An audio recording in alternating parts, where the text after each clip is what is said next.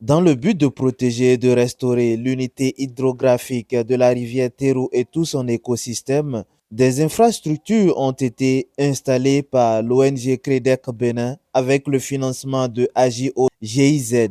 Dans le but de bien gérer ces infrastructures sur tous les plans, une convention cadre du mécanisme de financement a été signée entre la mairie de Djougou, le comité local de l'eau de la rivière Terou et le comité de gestion de ces abreuvoirs installés. C'était le 13 août 2025 à la direction départementale de l'énergie, de l'eau et des mines de la Donga. Je tiens juste à vous dire que ce qui nous réunit ce matin, c'est le fruit des réalisations que nous avons eu à faire ensemble. Et il s'agit de nos abreuvoirs et, si possible, de l'étang. Il faut que ce partage se fasse de façon à satisfaire tout le monde, que la gestion de ces infrastructures se fasse de façon collégiale et inclusive, pour que la commune de Djougou, que nous soyons vraiment une lumière, que nous soyons un exemple qui sera cité un peu partout. Pour y arriver, la signature de cette convention prend tout son sens. Aujourd'hui, nous sommes là, c'est pour vraiment clôturer tout ce que nous avons pu faire, tout ce que nous avons eu comme acquis pour sa pérennisation.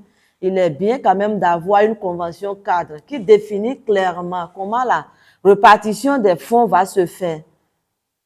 Donc, c'est pour ça que nous sommes là et j'espère que chaque partie prenante va clairement lire tous les articles de la convention et que nous pouvons quand même se mettre d'accord sur le contenu pour la gestion durable des infrastructures qui ont été installées au niveau de l'unité hydrographique de la rivière Terou.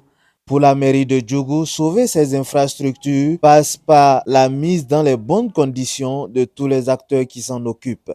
L'essentiel, c'est que les acteurs directs puissent être contentés, puissent être motivés, afin que tout ce que nous avons mis en place puisse être sauvé. Et je le dis de tout mon cœur, parce que après tout ce que nous avons fait, laisser cet héritage mourir va être encore une grande faute de notre part. Et je crois que nous devons ensemble, madame, faire un plaidoyer pour que, au vote du budget prochain, il puisse y avoir véritablement une ligne dédiée aux clés. Le présent atelier n'est pas organisé pour juste signer un document technique. Pourquoi l'atelier d'aujourd'hui revêt une importance capitale? Il s'agit non seulement de valider un document technique, mais surtout d'asseoir un mécanisme concerté, transparent et pérenne de financement des mesures J au niveau local. Un mécanisme qui garantira que les efforts déjà consentis ne restent pas lettre morte et que les actions puissent se poursuivre et s'intensifier dans le temps.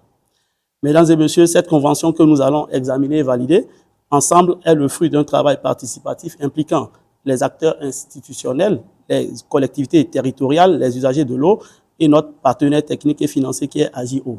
Après la signature de cette convention par toutes les parties concernées, deux grands problèmes trouveront solution. C'est une grande joie qui m'anime parce que, à lire les différentes conventions, je pense que tout a été bien structuré.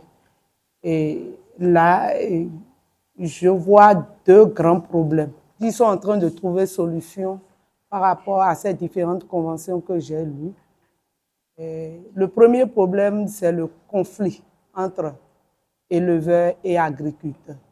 Si réellement les différents comités fonctionnent, je pense qu'à Djougou, ça va s'atténuer jusqu'à ce qu'on arrive complètement à résoudre ces différentes difficultés. Le deuxième problème, c'est le volet environnement.